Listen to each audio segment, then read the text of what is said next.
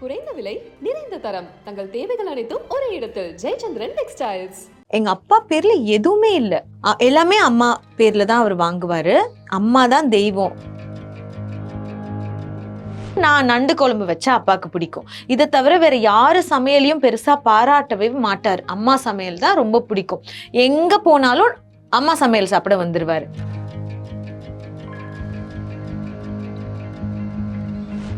எங்க அப்பா வந்து இப்போ இந்த ரூம்ல நம்ம 4 பேர் இருக்கிறோம்னு வச்சுக்கோங்க. இப்போ எல்லாரும் சாப்பிட போறோம். இவர் என்ன சாப்பிட்றாரோ அதுவே எல்லாருக்கும் கொடுக்கணும், இல்லாட்டி அவர் சாப்பிட மாட்டார். செருப்பை கழட்டி வச்சுட்டு போய் விஷ் பண்ணிட்டு வந்து பார்க்கும்போது செருப்பு காணாம போயிடும். அந்த பளிச்சு வெள்ளை செருப்பை வந்து நிறைய வாட்டி தொலைச்சிருக்காரு. ஒரு வாட்டி எங்கள்கிட்ட சுவாரஸ்யமா சொன்னாரு, மேடையில இருந்து இறங்குறாராம், ஒருத்தன் வந்து அந்த வெள்ளை செருப்பு தூக்கிட்டு போறானா, என் செருப்பு அந்த பையன் எடுத்துட்டு போறான், கொஞ்சம் கூப்பிடுங்களேன் அப்படின்னு சொன்னா, ஐயா ஏன்பா என் செருப்பு எடுத்துட்டு போற ஐயா. பிறந்ததுக்கு அப்புறமா 5000 ரூபாய் கட்ட சொன்னாங்களாமா ஃபீஸ். 5000 பில்லு நீங்க கட்டிருங்கன்னா அதை கட்டுறதுக்கு எங்க அப்பா கையில பணம் கிடையாது. அதனால அந்த பணத்தை எங்க அப்பா ஏற்பாடு பண்ணிட்டு வர்ற வரைக்கும் 2 நாள் எக்ஸ்ட்ரா எங்க அம்மா என்ன ஹாஸ்பிட்டல்லே வச்சிருந்தாங்களாம்.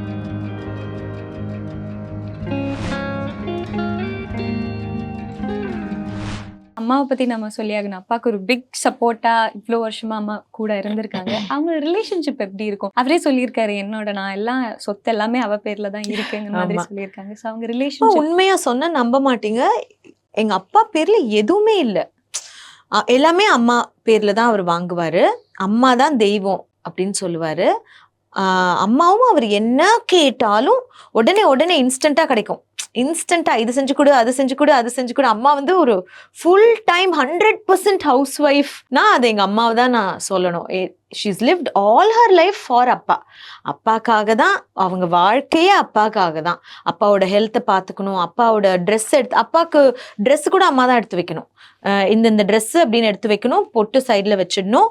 அதுக்கப்புறமா மாத்திரை இந்த மாத்திரைன்னு எடுத்து வைக்கணும். அவர் என்ன மாத்திரை சாப்பிட்றாருன்னு கூட அவருக்கு தெரியாது. அம்மா எடுத்து வைக்கிற மாத்திரையை அப்படியே எடுத்து சாப்பிடுவாரு. அவர் அம்மா சமைச்சா தான் அவருக்கு பிடிக்கும். எங்க வீட்டுல குக்கே கிடையாது, இப்போ வரைக்கும் கிடையாது. வேற யாரு சமைச்சாலும் அப்பாவுக்கு பிடிக்காது. அம்மா சமையல் அதை தவிர நான் நண்டு குழம்பு வச்சா அப்பாவுக்கு பிடிக்கும். இதை தவிர வேற யாரு சமையலையும் பெருசா பாராட்டவே மாட்டார். அம்மா சமையல் தான் ரொம்ப பிடிக்கும். எங்க போனாலும் அம்மா சமையல் சாப்பிட வந்துருவாரு. ஊருக்கு போனாலும் அம்மா இல்லாம எங்கேயும் போக மாட்டார். எல்லா ஊருக்கும் அம்மாவை கூட்டிட்டு போவாரு.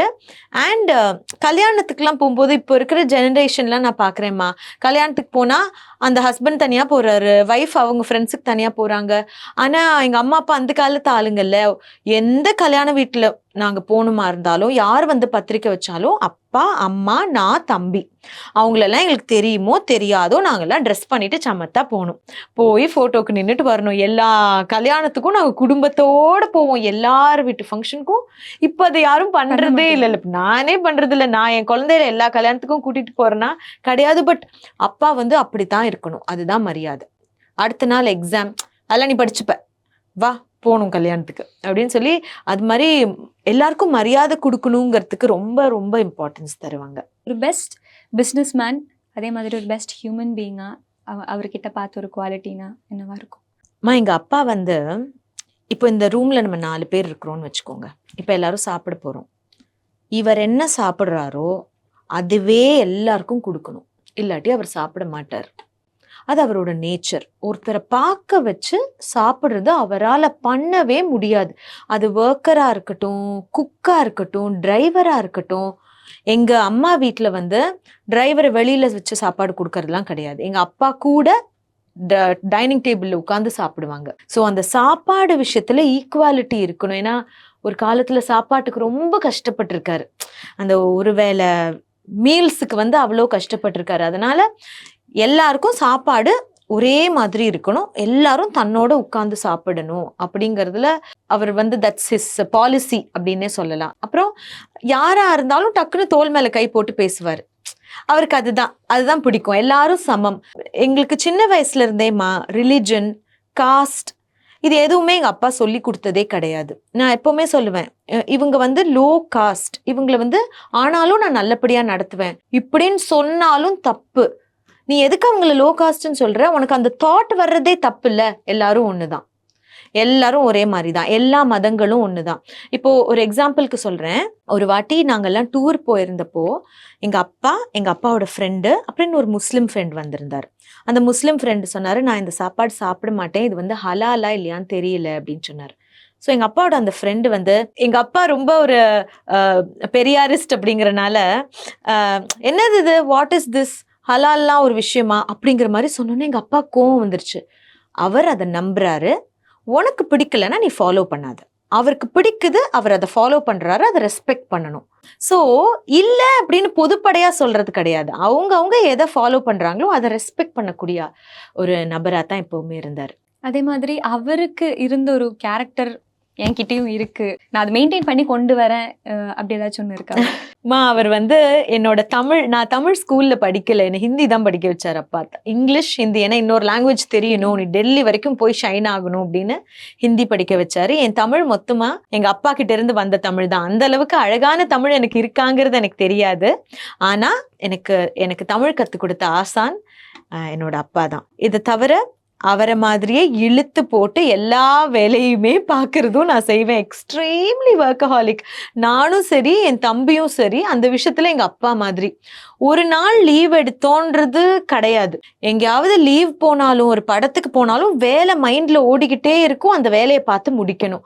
ஸோ அந்த வேலை பார்க்கணும், உழைக்கணும், பெருசா வரணும், வாழ்க்கையில முன்னேறணும், வேஸ்ட் ஆக்கிடக்கூடாது, நம்மளால நிறைய பேருக்கு ஒரு நல்லது நடக்கணும், லாபம் கிடைக்கணும் அப்படிங்கிறது வந்து முழுமையா அப்பா கிட்ட இருந்து வந்தது. அதே மாதிரி மதர் தெரேசாவை அவர் மீட் பண்ணியிருந்தாரு இல்லையா, அதுக்கப்புறம் அவர் இந்த நகை எல்லாமே கழட்டி வச்சுட்டாரு. ஸோ நீங்க இருந்தீங்களா அந்த சமயத்துல? நான் ரொம்ப குட்டி பிள்ளைமா, ஆனா அப்பா எனக்கு ஞாபகம் இருக்கு, அப்பா வந்து நகை போட்டிருப்பாங்க, ஒரு ருத்ராட்ச மாலை போட்டிருப்பாங்க, ஒரு ஸ்படிக மாலை போட்டிருப்பாங்க. பெரிய ரிலீஜியஸ் ஆள் கிடையாது, அதெல்லாம் ஸ்டைலா இருக்குன்னு போட்டிருப்பாங்க. அப்புறம் ஒரு பெரிய கோல்ட் செயின் போட்டிருப்பாங்க, டூ ஆர் டை அப்படின்னு ஒரு பிரேஸ்லெட், பெரிய பிரேஸ்லெட் போட்டிருப்பாங்க, கோல்டு வாட்ச் போட்டிருப்பாங்க, மோதிரம் போட்டிருப்பாங்க, ஒரு பெரிய பச்சைக்கல் மோதிரம் போட்டிருப்பாரு. ஸோ இதெல்லாம் அப்பா போட்டிருப்பாரு. ஏன் எனக்கு இது ஞாபகம் இருக்குன்னா, டெய்லி காலையில அம்மா வந்து இதை சோப் போட்டு வாஷ் பண்ணி வைக்கணும், வாஷ் பண்ணி ட்ரை பண்ணி வைக்கணும், அதை போட்டுட்டு போவாரு. திரும்ப அடுத்த நாள் காலையில வாஷ் பண்ணி ட்ரை பண்ணி வைக்கணும், அதை போட்டுட்டு போவாரு. ஸோ டெய்லி காலையில அப்பா நகையை வந்து கழுவி தான் போடுவாங்க. அதனால எனக்கு ஞாபகம் இருக்கு, ஒரு நாள் வாஷ் பண்ணாட்டியும் வெயிட் பண்ணி வாஷ் பண்ணி ட்ரை பண்ணிட்டு தான் போட்டுட்டு ஆஃபீஸ் போவாரு. ஆனா இந்த கொல்கத்தா போயிட்டு வந்ததுக்கு அப்புறமா அவர் நகையே போடல. அது எனக்கு ஞாபகம் இருக்கு, சுத்தமா நகையே போடல. போட மாட்டேன், எனக்கு வேணாம், எல்லாத்தையும் கொண்டு போய் லாக்கர்ல வை, எனக்கு வேண்டாம் அப்படின்னு சொல்லிட்டாரு.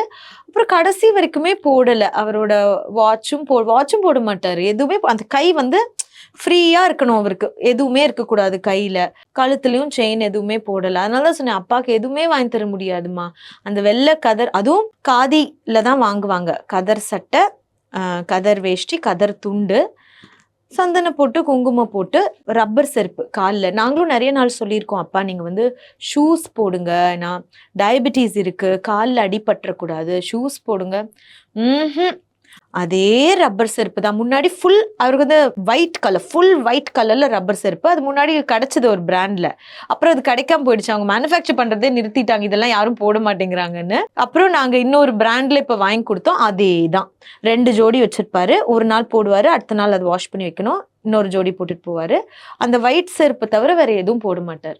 நிறைய நான் சுவாரஸ்யமா சொல்லணும்னாமா, அவர் கல்யாண வீடுகள்ல போய் செருப்பை கழட்டி வச்சுட்டு போய் விஷ் பண்ணிட்டு வந்து பார்க்கும்போது செருப்பு காணாம போயிடும். அந்த பளிச்சு வெள்ளை செருப்பை வந்து நிறைய வாட்டி தொலைச்சிருக்காரு. ஒரு வாட்டி எங்கள்கிட்ட சுவாரஸ்யமா சொன்னாரு, மேடையில இருந்து இறங்குறாராம், ஒருத்தன் வந்து அந்த வெள்ளை செருப்பு தூக்கிட்டு போறானா, என் செருப்பு அந்த பையன் எடுத்துட்டு போறான், கொஞ்சம் கூப்பிடுங்களேன் அப்படின்னு சொன்னா, ஐயா ஏன்பா என் செருப்பு எடுத்துட்டு போற? ஐயா உங்க செருப்புனா எனக்கு பிடிச்சிருக்கு ஐயா, அது நல்ல வெள்ளையா இருக்கு, உங்க ஞாபகமா நான் வச்சுக்கிறேன், சரி எடுத்துட்டு போ அப்படின்னு சொல்லி சொன்னாராம். எங்க அப்பாட்ட இருந்து எடுக்கிறதுக்கும் ஒன்றும் இல்லை, அவருக்கு கொடுக்கறதுக்கும் ஒன்றும் இல்லை, அவரோட நல்ல மனசும் அந்த அறிவும் தான் அவரோட பெரிய சொத்து. மதர் தெரேசாவை பார்த்து முடிச்சதுக்கு அப்புறம் வாட் இஸ் த சேஞ்ச்? அதுக்கு முன்னாடி இருந்ததும் அதுக்கப்புறம் இருந்த ஏதாச்சும் ஒரு சேஞ்ச் நோட்டீஸ் பண்ணிருக்கீங்க? நாங்க வந்து அப்பதான் அந்த டைம் தான் கரெக்டா பிசினஸ் கொஞ்சம் நல்லா வந்துட்டு இருந்த டைம். மதர் தெரேசாவை பார்த்துட்டு வந்ததுக்கு அப்புறமா எங்க வீட்டுல யாருக்கு பர்த்டேனாலும் நாங்கள் வீட்டில் கேக் வெட்டி கொண்டாட மாட்டோம், நாங்கள் ஒரு ஆசிரமத்துக்கோ ஒரு ஹோமுக்கோ போய் கொண்டாடுவோம். அது வந்து ஒரு ரூல் ஆயிடுச்சு. அது நான் கல்யாணம் பண்ணி வர வரைக்குமே அப்படித்தான். அதுக்கப்புறமாவும் நாங்கள் அதை ஃபாலோ பண்ணுறோம். ஸோ அப்பா பர்த்டேக்கு ஒரு ஹோமுக்கு போவோம், அம்மா பர்த்டேக்கு ஒரு ஓல்டேஜ் ஹோமுக்கு போவோம். அப்புறம் தம்பியோட பர்த்டேக்கு வந்து மதுரா மாமனிதர் விருது அப்படின்னு சொசைட்டில பெரிய பெரிய விஷயங்களை செய்துக்கிட்டு வெளியில அவங்க பெருசா தெரியாதவங்க இருக்காங்களே, அவங்கள ஐடென்டிஃபை பண்ணி வருஷம் 1,00,000 ரூபாய் காசோலையும் ஒரு விருதும் கொடுப்பாங்க அப்பா. அது தம்பியோட பர்த்டே அக்டோபர் 22 வருஷம் அது பண்ணுவாங்க. என்னோட பர்த்டேக்கு ஒரு ஏதாவது ஒரு ஸ்பெஷல் ஸ்கூலுக்கு போவோம், டிசபிலிட்டிஸ் இருக்கிற குழந்தைங்க இருக்கிற இடத்துக்கு போய் அவங்களுக்கு அவங்க கூட சேர்ந்து பெருசா நாங்க பலன்னு கேக் வெட்டுறதுலாம் பண்ண மாட்டோம். அவங்க கூட ஒரு கொஞ்சம் டைம் ஸ்பெண்ட் பண்ணிட்டு வருவோம். நமக்கு கிடைக்கிற பொருளோட அருமை நமக்கு தெரியணும் அப்படிங்கிறதுக்காகவே அவர் இதை செய்தாருன்னு தோணும். ஏன்னா நாங்க அந்த மாதிரி ஒரு ஹோமுக்கு போயிட்டு வந்து ஒரு வாரம் அப்படியே நெஞ்செல்லாம் அடைக்கிற மாதிரி இருக்கும். அதுக்கு மேல என்னமா போய் வாங்கி கேட்க தோணும். கிடைக்கிற 2 ட்ரெஸ்ஸே வாவ் 2 ட்ரெஸ் வாங்கி கொடுக்குறீங்களாங்கிற மாதிரி இருக்கும். இப்ப அதே மாதிரி அவர் சொன்ன ஒரு வார்த்தை, எல்லா நாடும் ஒரே நாடுதான், எல்லா மனிதர்களும் என் சகோதரர்கள் சொல்லியிருப்பாரு. ஆனா பதில் நீங்க முன்னாடியே சொல்லிட்டீங்க. இருந்தாலும் அது எவ்வளோ ஒரு இம்பார்ட்டன்டான ஒரு வார்த்தை, இல்லைன்னா எவ்வளோ ஆழமான வார்த்தைன்னு. காஸ்ட் இல்ல ரிலிஜன் இல்லைன்னு சொல்றோம், அது வேற. அதுல நம்பிக்கை இல்லை அப்படின்னு அப்பா சொல்றது வேற. ஆனா நான் இந்தியன் அப்படின்னு ஐ எம் வெரி பேட்ரியாட்டிக்மா.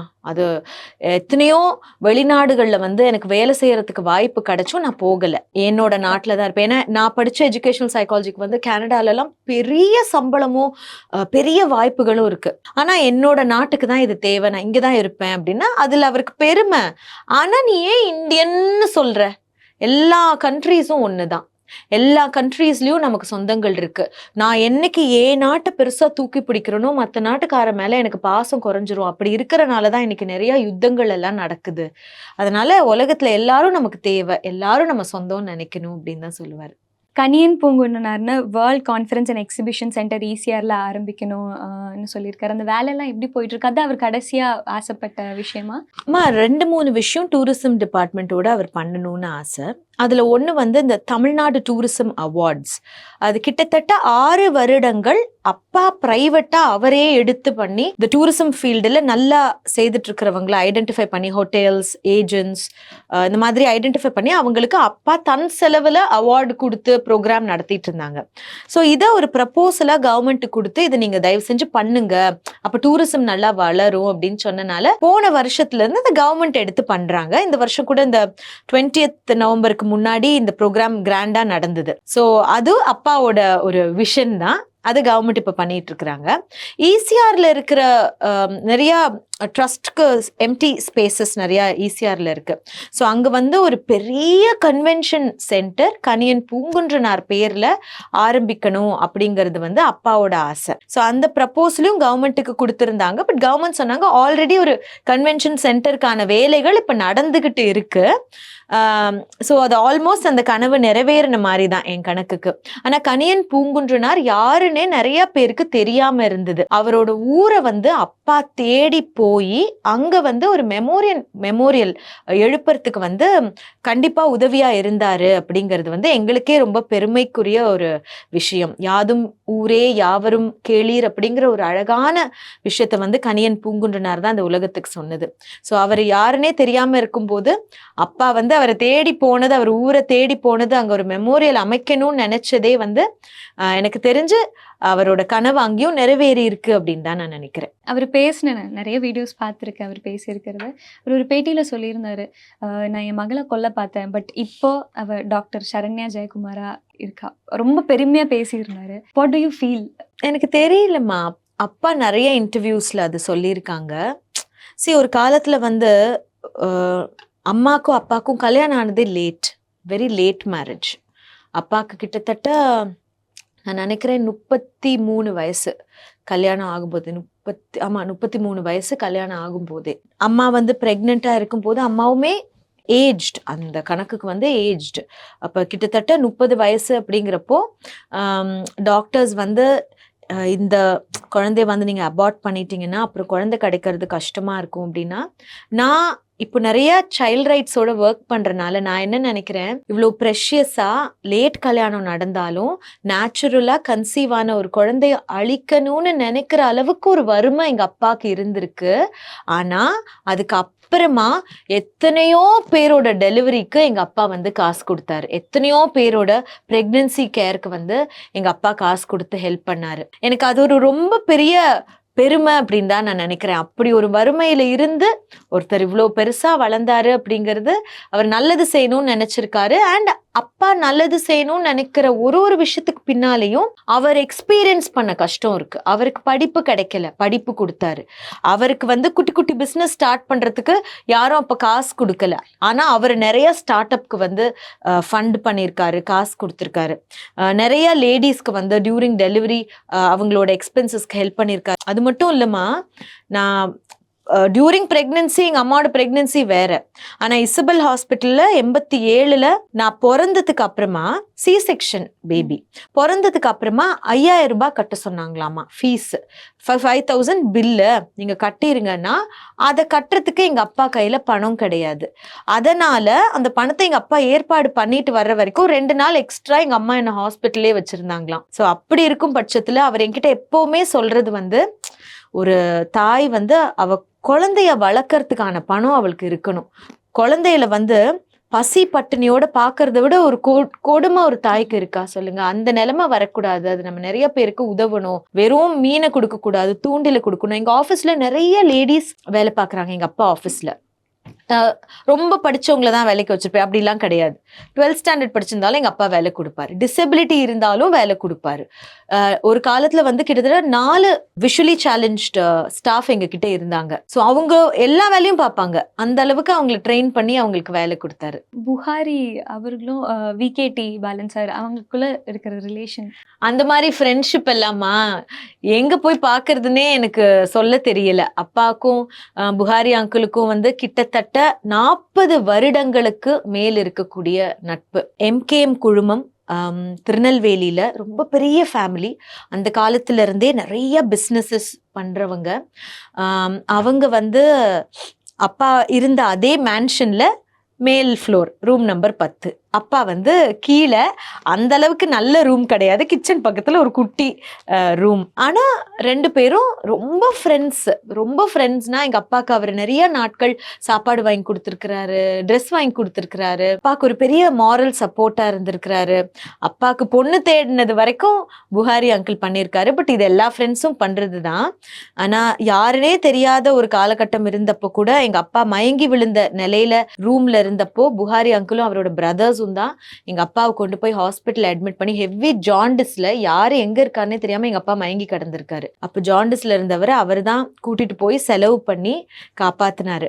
அதுக்கு வந்து நாங்க வாழ்க்கை ஃபுல்லா அவருக்கு நன்றி கடன் பட்டிருக்கோம். இப்போ அப்பாக்கு திருச்செந்தூர்ல வந்து ஒரு மெமோரியல் ரெடி பண்ணியிருக்கோம். அந்த மெமோரியல் கட்டுறதுக்கு எங்களுக்கு ஃபுல் சப்போர்ட் அங்க செய்து கொடுத்ததும் MKM புகாரி அங்கிள் தான். ஸோ ஒரு நண்பன் வந்து உயிரோட இருக்கும் போதும் நான் உதவுவேன், இல்லாதப்பையும் அவனுக்கு என்னெல்லாம் நான் செய்யணுமோ நான் செய்வேன் அப்படின்னு நினைக்கிற மனசு வந்து ரொம்ப பெரிய மனசு. அவரோட வீட்டுல எல்லா ஃபங்க்ஷனுக்குமே நாங்க குடும்பத்தோட போயிருக்கோம். அவங்களோட ரிலிஜன், காஸ்ட் இதெல்லாம் எங்களுக்கு பெருசா எங்களுக்கு அதெல்லாம் என்னன்னே தெரியாது. அவங்க எல்லாமே முஸ்லிம் ஃபேமிலி, நாங்க மட்டும் வித்தியாசமா இருப்போங்க. ஆனா அப்பா எல்லாரோடையும் சொந்தங்களுக்கு மேல அங்க உரிமையா இருப்பாங்க. ஸோ அந்த அளவுக்கு அவங்களும் எங்களுக்கு வந்து ஸ்பேஸ் கொடுத்தாங்க, வேல்யூ ஃபார் தட் ரிலேஷன்ஷிப் கொடுத்தாங்க அப்படின்னு நான் சொல்லணும்.